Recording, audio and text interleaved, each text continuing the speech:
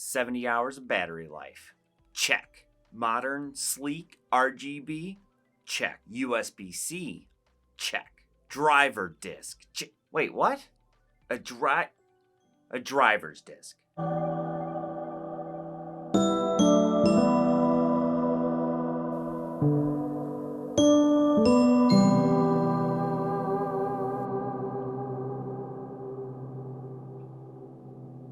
So apparently, Walmart's electronics brand On is getting into the gaming peripheral market. Do Walmart's gaming mice have what it takes to stand up against Logitech, Glorious, and Razer? No, they don't. But that being said, I couldn't help myself. I was grocery shopping the other day, and I walked past the electronics aisle. I saw these. I decided, what the heck? I gotta try these out. I gotta see what they're like. And I figured, worst case scenario, I might be able to help prevent somebody else from making the same mistake that I did. Because the joke of spending money on gaming mice I don't need is becoming incredibly literal these days, because anybody would be able to tell that these probably aren't going to be that great. But I had to find out for myself. I figured there might be somebody out there that might benefit from this video. Maybe you're young, maybe you're in high school and you've been saving up your allowance to buy a gaming mouse, and you go into Walmart because Walmart carries gaming peripherals now, and you're going to buy yourself a Logitech G305, and you think to yourself, hey, maybe I could save some money and spend those savings on V-Bucks or whatever kids buy these days. Maybe you blew your mortgage payment on a GPU and you really want to clock in some hours this weekend on Apex. No matter what your situation is, I figured there must be someone out there somewhere that has looked at this mouse and thought, maybe. And I'm here to prevent that person from making a terrible, terrible mistake. So I'm here to tell you don't. I'm also here to tell you why. And I'm also here to give you some other options in case you're maybe on a budget and you're looking for a gaming mouse. So we have two mice from Walmart's electronics brand On that we're going to take a look at today. The first being their lightweight version of a wired gaming mouse, as well as their wireless gaming mouse. The wired version comes in at a shocking $19.99, and the wireless version is the ultra premium price of $39.99. Both of these are entirely different designs, but they have pretty similar shapes, which I find kind of weird because the trend these days seems to be to make two versions of the same mouse, a lower cost wired version and then your flagship wireless version. But I sincerely doubt Walmart has a really strong gaming market research department. So if I had to guess, they probably just bought a bunch of crappy OEMs from some warehouse in China and slapped their logo on it. Now, generally speaking, Walmart's brand On can have some pretty good value. I've bought in plenty of their low wattage power bricks, some of their power banks, some of the cables. They have all sorts of stuff, from anywhere from mechanical keyboards to TVs, anything and everything.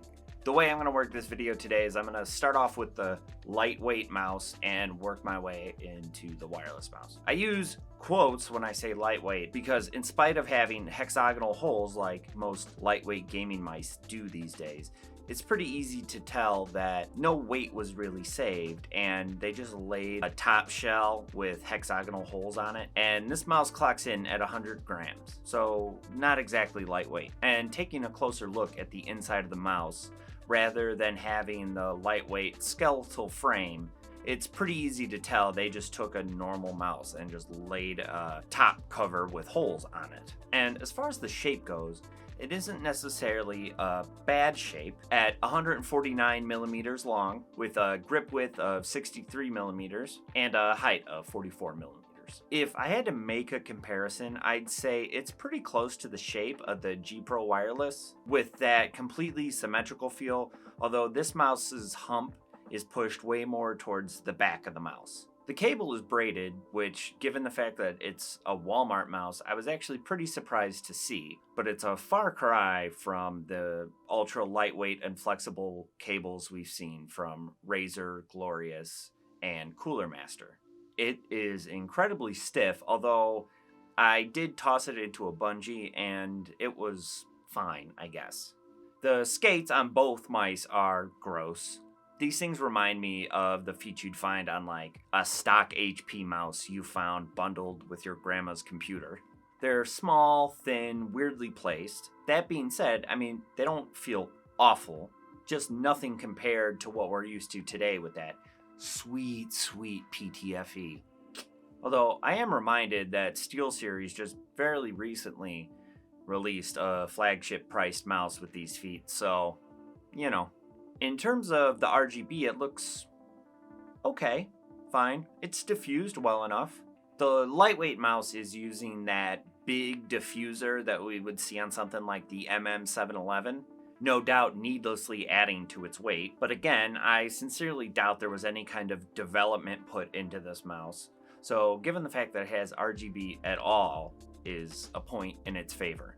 I've seen some lower end peripherals come with what they call RGB, but it ends up just being red, green, and blue LEDs that you can't change.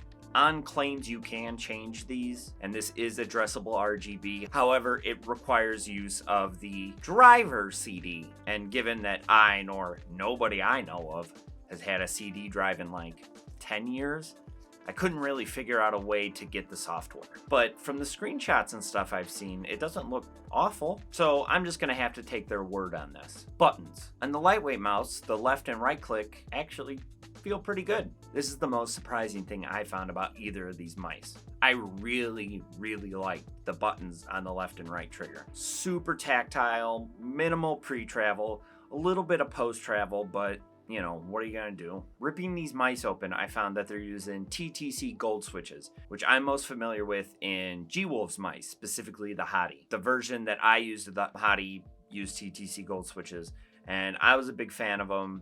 They lasted me the entire life of the mouse. The only reason I ended up getting rid of it was I changed to a different mouse for personal preference. The scroll wheel on both of these actually is pretty okay too. It reminds me most of the Glorious Model O, which is one of my favorite scroll wheels. Nice and smooth. I don't really like a ton of tactility in my scroll wheel, but I know some people do. But unfortunately, the thumb buttons on the lightweight mouse use those non-mechanical micro switches, those little button switches, and they feel gross. But the wireless version has more premium micro switches throughout, and all of the buttons on that mouse actually feel pretty okay. Speaking of that wireless mouse, paying double does actually get us a slightly better mouse. There's a much more premium feel here. There's actual side grips here on the side of the mouse. And while the measurements of the mouse are pretty much the same, the shape has a slightly more aggressive look to it. It reminds me most of the Viper with a low hump. And gonna sound kind of weird, but I'm getting kind of Final Mouse vibes. We get the same kind of cruddy feet that we got on the lightweight mouse, but as mentioned, we do get micro switches throughout, giving a pretty decent feel to all of the buttons on this one. On both mice, we get pre-programmed DPI steps of 1600, 2400, 3256, and 7200 DPI built into the mouse, although the documentation says that this can be changed in software. But again, I'm not wasting my time trying to look for a disk drive, so I'm gonna have to take their word for it. Another surprising feature on the wireless mouse was a storage compartment for the USB dongle built right into the bottom of the mouse, although the tolerance on it wasn't pretty great. It would fall out pretty easily. On the bottom, where the power switch is, it gives you the option to turn the mouse on while keeping the LED lights off, which I thought was a nice touch. And doing this obviously allows to get that advertised 70 hours of battery life from the 900 milliamp hour internal battery. Now, without using the software, I wasn't able to test this 100%.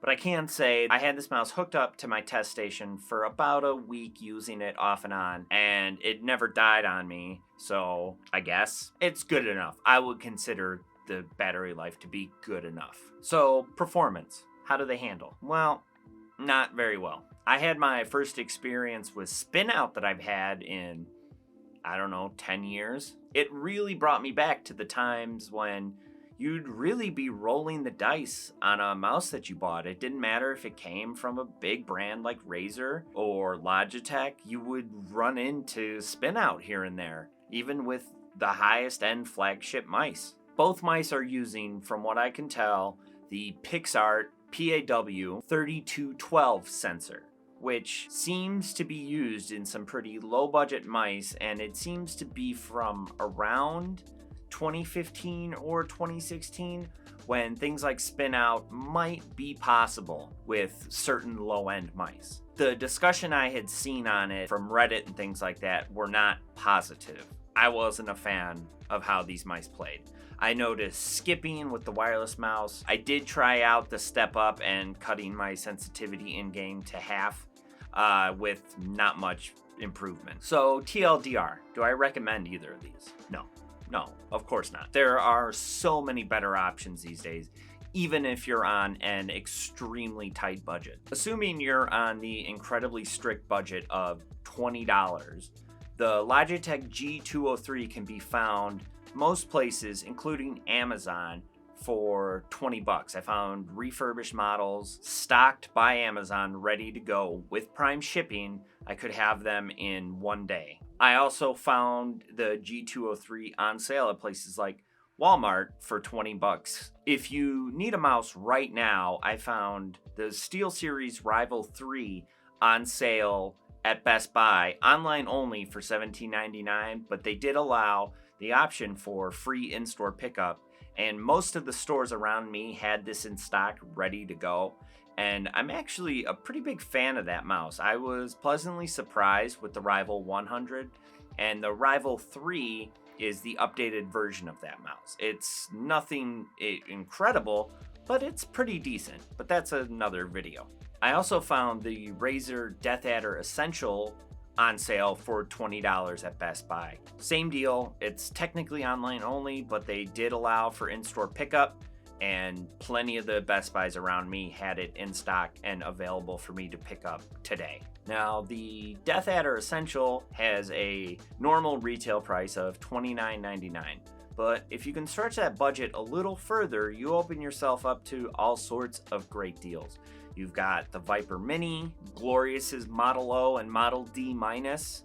At a price point of $39.99, you can't really find much in the wireless space, so I would suggest sticking with the budget king, the Logitech G305. It's tried and true. There's plenty of people out there that love it. I'd buy that mouse. If you're in a position where your budget's only $50, I suggest skipping the wireless. So after doing a minimal amount of research, I was able to find a pretty decent selection of mice. So if you're on a tight budget, I highly suggest doing a tiny bit of research and finding something that will be a great mouse and also a good fit for you personally. We live in a pretty good time right now. Competition out there is fierce. And because of that, companies are constantly slashing their prices to help them stay competitive. If you had told me 20 years ago that you'd be able to walk into a Walmart of all places and buy a Razer gaming mouse for $30, my mind would have been blown. If you're on a tight budget and none of the mice I suggested seem to fit the bill, leave me a comment and I'll try to get you sorted out. Thanks for watching. I've got a ton of cool stuff in the pipeline, so if you can, drop a like on this video. Please subscribe. It helps out so much, and I'll see you in the next video. Speaking of being on a tight budget for a mouse, the two people that I picked for my Glorious mouse giveaway, if you are watching this, please respond to my comments. I'm trying to get a hold of you guys. I'm trying to give you free stuff. There was technically only supposed to be one winner, but if both of you end up contacting me, I'll hook both of you up. So look at your YouTube notifications. Go, do it. Go, please. I got mice just here waiting to go out.